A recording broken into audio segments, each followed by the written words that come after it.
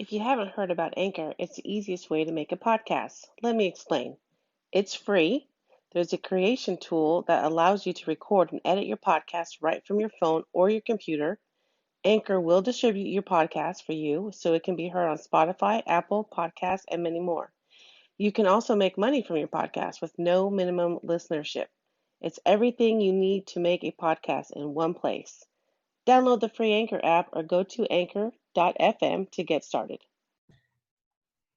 Hey everyone, welcome to another episode of the Truth We Hide podcast. I'm really excited that I was able to work this out, but I have a Tara Mollel from Sydney, Australia at the moment, and it's funny because when I set up the time for you guys to schedule a recording, it was like, wait a minute, I'm on a different time zone. My day is the next day and yours. So I'm glad that we were able to work it out. But Tara, she's actually a business and leadership coach, and she's going to talk to us a little bit about how she built a business, but also experienced burnout because she did this all while having children in the middle of all of this. So Tara, thank you so much for being on here, and thank you for sharing your story because I know a lot of us can relate to burnout, being a mom, being a wife, just how do we do it? So thank you for having me. Yeah, I'm in your future right now. Yeah. So could work out a time.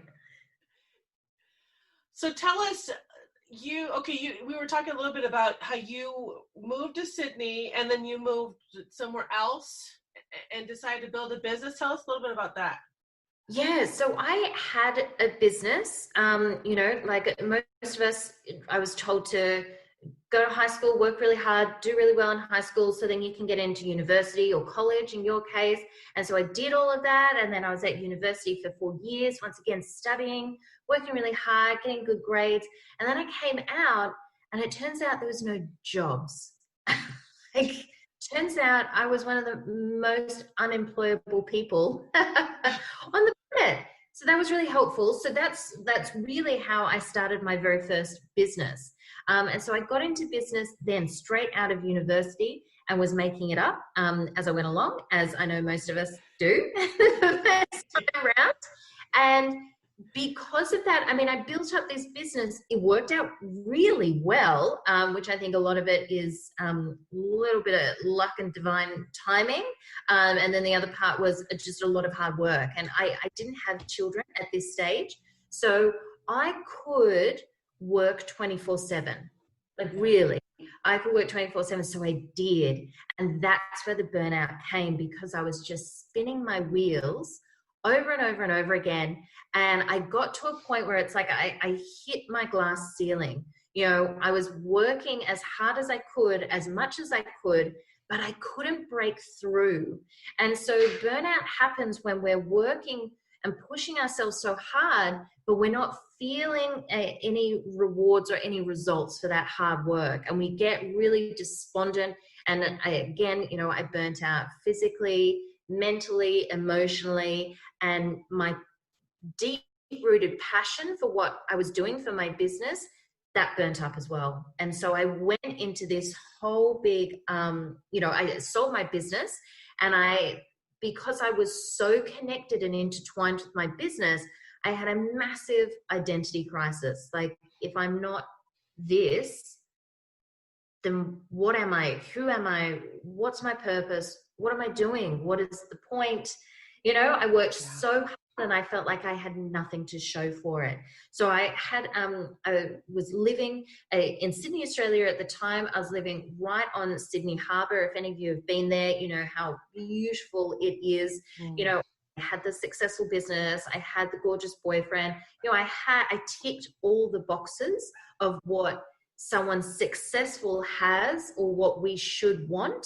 Yeah. And I couldn't be more miserable, right? I realized that none of it was me, and I didn't want any of it. This is not what I wanted my life to look like. And I knew I had more to explore, to uncover, but I didn't know where to start, what that looked like.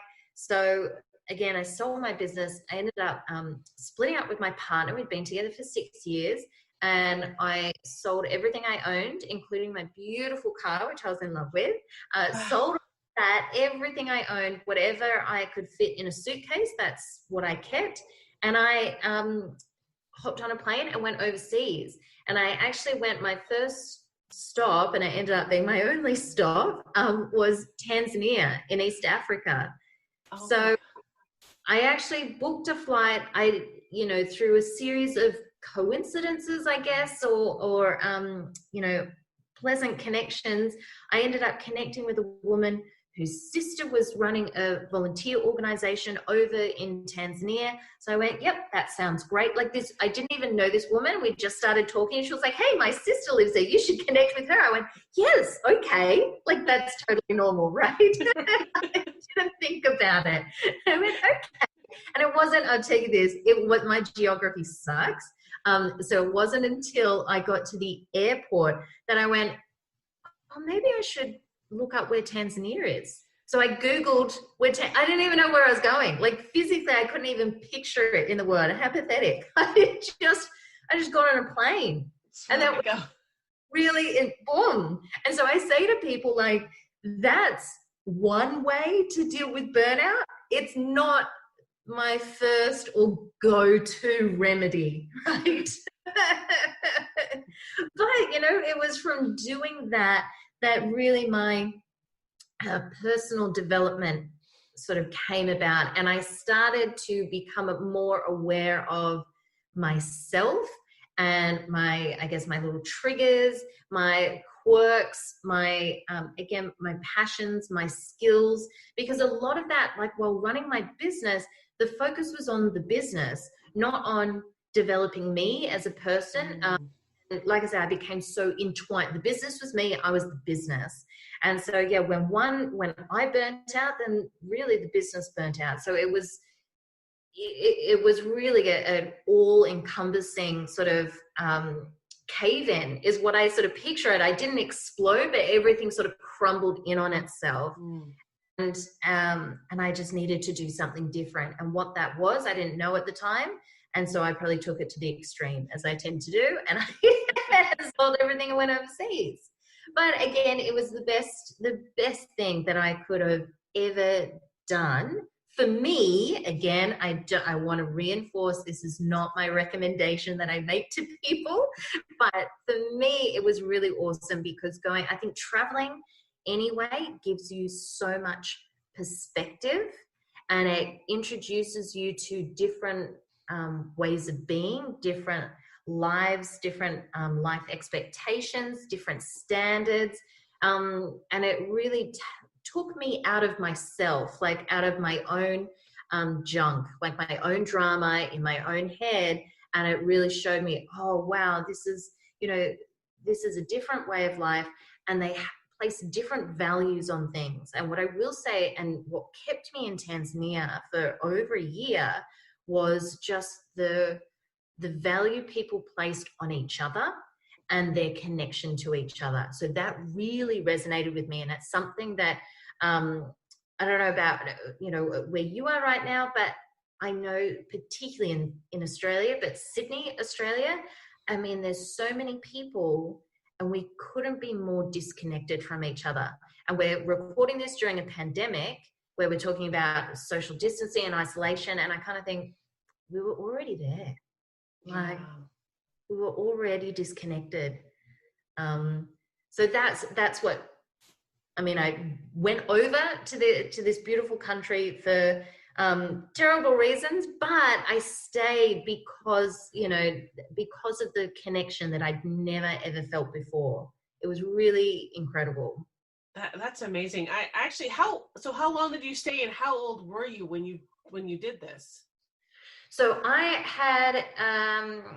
was about 27 when I sold my business. I had my 28th birthday just before I left, and I went over there. So that was in 2000 and the end of 2012, and I stayed there for 2013. And the only reason I actually came back to Australia, I had no intention of ever coming back to Australia, ever. I was done. Once again, quite traumatic. But I was done. I was never coming back. The only reason I did come back is because I fell pregnant. once again, this is not the solution to burnout, but it has happened to work out quite well for me. Well, congratulations on that. Thank you.